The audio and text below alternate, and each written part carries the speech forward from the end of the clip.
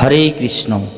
12ই November মঙ্গলবার 2024 কার্তিক মাসের সর্বশ্রেষ্ঠ একাদশী উত্থান একাদশী। প্রতিটি একাদশীর ন্যায় এই একাদশীটি নিষ্ঠার সঙ্গে পালন করতে হবে। আবাল বৃদ্ধ বনিতা, যুবক যুবতী, সধবা বিধবা সবাইকে নিষ্ঠার সঙ্গে একাদশীটি ব্রত পালন করতে হবে।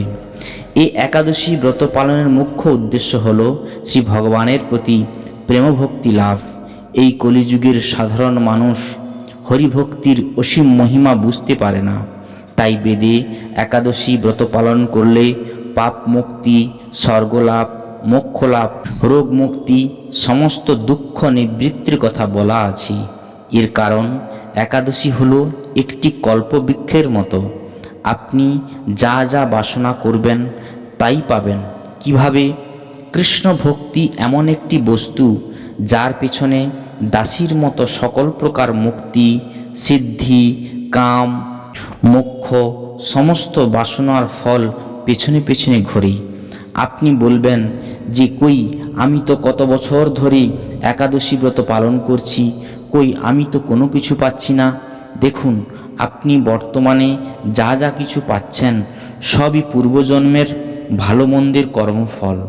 কিন্তু বর্তমান আপনি যা যা করছেন সেটা ভালো হোক আর মন্দ হোক সব কিছুই পরবর্তী জীবনে পাবেন। বেদে বলা হয়েছে, বেদে বুঝায় স্বর্গ জনা জনা, মূর্খ প্রতি কেবল সে বেদের করুণা। বিষয় সুখেতে বড় লোকের সন্তোষ, চিত্ত বুঝি কহে বেদ, বেদের কি দোষ। ধন পুত্র পাই গঙ্গা স্নান হরি নামে, শুনিয়া চলয়ে লোকে বেদের কারণে। যেতে মতে গঙ্গা স্নান হরি নাম কেলে, দ্রব্যের প্রভাবে ভক্তি হইবেক হেলে। এই বেদ অভিপ্রায় মূর্খ না হিত বুঝে, কৃষ্ণ ভক্তি ছাড়িয়া বিষয় সুখে মজি। সমস্ত শাস্ত্রে একাদশী ব্রতের কথা ও অতুলনীয় মহাত্ম মুক্তকণ্ঠে ঘোষণা করা হয়েছে। কোনো ব্যক্তি যদি এই একাদশীর ব্রত বাদ দিয়ে অন্য সমস্ত ব্রত করে, সেই ব্যক্তি অন্তিমে সুখী না হয়ে ওই সমস্ত ব্রতের ফল থেকে দুঃখের চারা গাছের উদয় হয়। একাদশীর ব্রত বাদ দিয়ে আপনি যত খুশি দান, যজ্ঞ, তীর্থ, ভ্রমণ সমস্ত পুণ্য কাজ করুন না কেন, আপনার মুক্তি নেই। তাই আপনারা নিষ্ঠার সঙ্গে উত্থান একাদশী ব্রতটি পালন করুন। এখন আমরা শ্রবণ করব উত্থান একাদশী ব্রত মাহাত্ম্য। কার্তিক মাসের শুক্লপক্ষের একাদশীর মাহাত্ম্য স্কন্দ পুরাণে ব্রহ্মা নারদ সংবাদে বর্ণিত আছে। মহারাজ যুধিষ্ঠির বললেন, হে পুরুষোত্তম, কার্তিক মাসের শুক্লপক্ষের একাদশীর নাম আমার কাছে কৃপা করে বর্ণনা করুন। শ্রীকৃষ্ণ বললেন, হে রাজন, কার্তিক মাসের শুক্লপক্ষের একাদশী উত্থান বা প্রবোধিনী নামে খ্যাত। প্রজাপতি ব্রহ্মা পূর্বে নারদের কাছে এই একাদশীর মহিমা কীর্তন করেছিলেন। এখন তুমি আমার কাছে সে কথা শ্রবণ করো। দেবর্ষি নারদ প্রজাপতি ব্রহ্মাকে বললেন, হে মহাত্মা, যে একাদশীতে ভগবান শ্রী গোবিন্দ শয়ন থেকে জেগে ওঠেন, সেই প্রবোধিনী বা উত্থান একাদশীর মহিমা আমার কাছে সবিস্তারে কীর্তন করুন। ব্রহ্মা বললেন, হে নারদ, উত্থান একাদশী যথার্থই পাপ নাশিনী, পুণ্যবর্ধিনী ও মুক্তিপ্রদায়ী। এই একাদশী ব্রত নিষ্ঠার সাথে পালন করলে 1000 অশ্বমেধ যজ্ঞ ও শত শত রাষ্ট্র যজ্ঞের ফল অনায়াসে লাভ হয়। জগতের দুর্লভ বস্তুর প্রাপ্তির কথা আর কি বলবো। এই একাদশী ভক্তিপরায়ণ ব্যক্তিকে ঐশ্বর্য, প্রজা, রাজ্য ও সুখ প্রদান করে। এই ব্রতের প্রভাবে পর্বত প্রমাণ পাপরাশি বিনষ্ট হয়ে যায়। যারা একাদশীতে রাত্রি জাগরণ করেন তাদের সমস্ত পাপ ভস্মীভূত হয়। শ্রেষ্ঠ মুনিগণ তপস্যার দ্বারা যে ফল লাভ করেন, এই ব্রতের উপবাসে তা পাওয়া যায়। যথাযথভাবে এই ব্রত পালন করলে আশাতীত ফল লাভ হয়, কিন্তু অবিধিতে উপবাস করলে স্বল্পমাত্র ফল প্রাপ্তি হয়। যারা এই একাদশীর ধ্যান করেন তাদের পূর্বপুরুষেরা স্বর্গে আনন্দে বাস করেন। এই একাদশী উপবাস ফলে ব্রহ্মহত্যাজনিত ভয়ঙ্কর নরক যন্ত্রণা থেকে নিস্তার পেয়ে বৈকুণ্ঠ লাভ হয়। অশ্বমেধ যজ্ঞের দ্বারা যা সহজে লাভ হয় না, তীর্থে স্বর্ণ প্রভৃতি দান করলে যে পুণ্য অর্জিত হয়, এই উপবাসের রাত্রি জাগরণে সেই সকল অনায়াসে লাভ হয়ে যায়। যিনি সঠিকভাবে উত্থান একাদশী ব্রত অনুষ্ঠান করেন, তার গৃহে ত্রিভুবনের সমস্ত তীর্থ এসে উপস্থিত হয়। হে নারদ, বিষ্ণুর প্রিয়তমা এই প্রবোধিনী একাদশীর উপবাস করলে সর্বশাস্ত্রে জ্ঞান ও তপস্যার সিদ্ধি লাভ করে চরমে মুক্তি লাভ হয়। যিনি সমস্ত লৌকিক ধর্ম পরিত্যাগ করে ভক্তিভরে এই ব্রত উপবাস করেন, তাকে আর পুনর্জন্ম গ্রহণ করতে হয় না। এমনকি মন ও বাক্য দ্বারা অর্জিত পাপরাশিও শ্রী গোবিন্দের অর্চনে বিনষ্ট হয়ে যায়।